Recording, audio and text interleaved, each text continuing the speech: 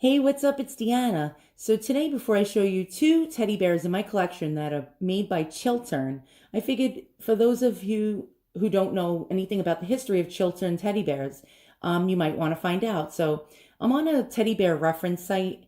Actually, it's called Teddy Bear Artist and Friends, if you want to look up that site. And here we go. So Chiltern, or Chiltern Toy Works, started in Chesham in Buckinghamshire in 1908 by Joseph Eisenman. The first teddy bear was produced in 1915. So here's a very early Chiltern teddy bear, and that line of toys here was called Hug Me. What an appropriate name, right? He's cute.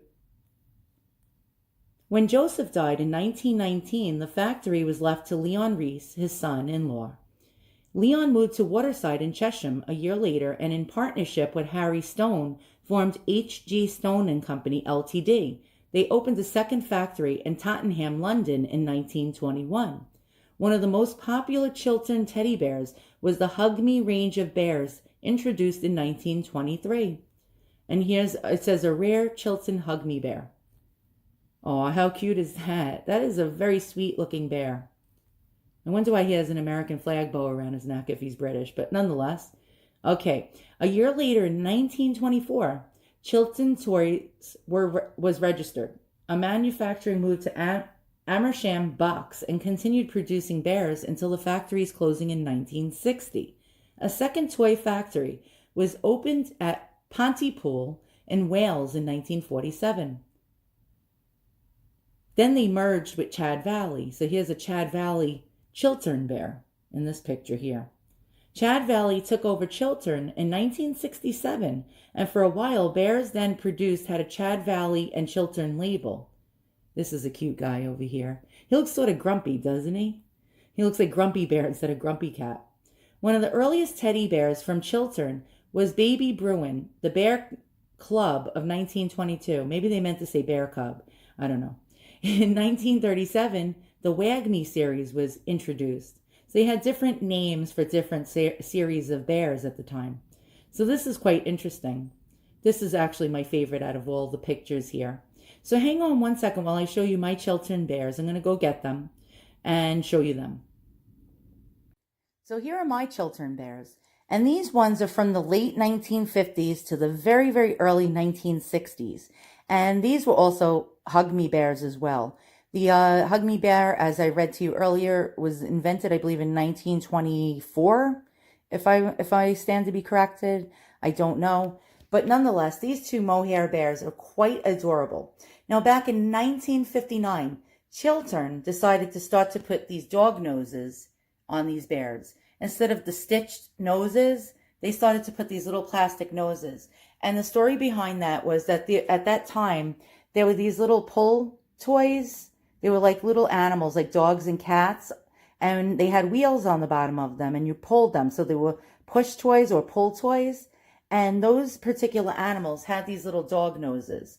And so the designers over there decided to try it on a bear, and it really looked adorable, as you can see here. So nonetheless, let me show you the detail of these noses. They look actually like real dog noses, and as you can see, there's little bumps on them and nostrils, and that's quite adorable. See that? See the little bumps on it to make it look like it's a real nose? And these two have glass eyes. They're a beautiful amber color, and again, both of them are mohair, and they have velvet paw pads. Let me get this lamp out of the way. Okay, so they have velvet paw pads, or velveteen, and they're in good shape, actually. A lot of times, like, they have holes in them or are really worn. Now, the little bear, the bear on the right, does not have claws. The bear on the left, the larger of the two, has claws. And I think the larger of the two is the earlier bear. I believe this one is actually a 1959 version.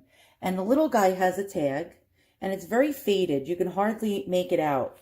So let me try to like zoom in on that to show you what it says. So it says, let me pull it straight. It's very hard to do this with my cell phone, trying to read it. So it says Chiltern, oh, good Lord. Chiltern Hygienic Toys made in England. And so That's the label on that one. I think this one, let me see, does it have a label? And yes, this one has a label as well. And it says again, Chiltern Hygienic Toys made in England. And it has a little number on it. I don't know what that means. And so the other ones is really, really much more faded. And over time, these little tags get faded or fall off or were cut off by the original owner. So these are really quite sweet bears. I'm really happy to have them in my collection. I do notice that the bears, like the bear on the left, it looks like the original Hug Me style face from the earlier bears. These sell for a lot of money a lot of times. So whenever I'm bidding on them on eBay, I always have a troubled time winning them. It seems like there's a lot of fans of these bears, these Chiltern bears. And my goodness, I had to bid on about 10 auctions and lose 9 of them before I won this one. And this one was listed with a buy it now, and the person didn't even notice the label on it. And I got lucky. I think I got it for like $30 or something. And so that was a real score for me.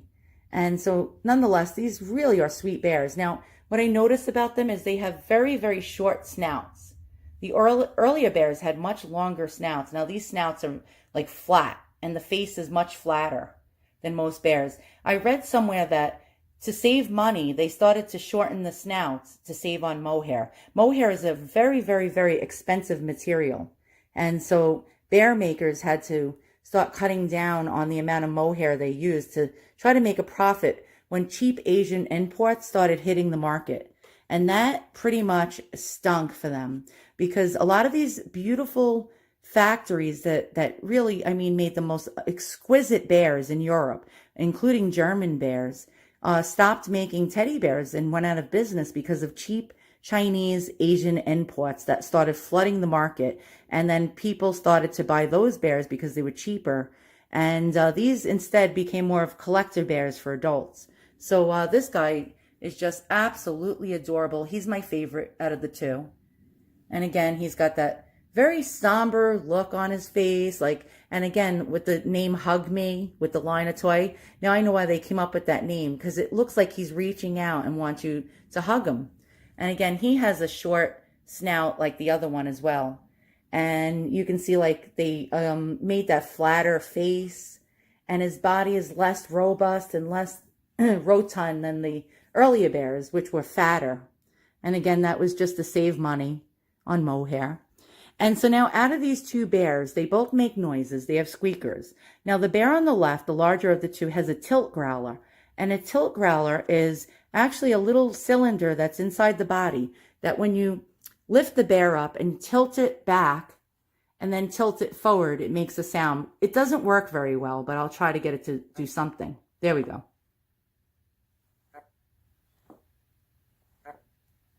It's not very loud. And then this guy, the smaller of the two, has a squeaker in his chest. And when you squeeze his chest, it makes a squeaking sound. And it still works. And a lot of times these old squeakers don't work because they were played with so many times and loved by a child that they get worn out and they no longer work. So nonetheless, thanks for watching. If you like what you see, hit the thumbs up and subscribe, and have a great day.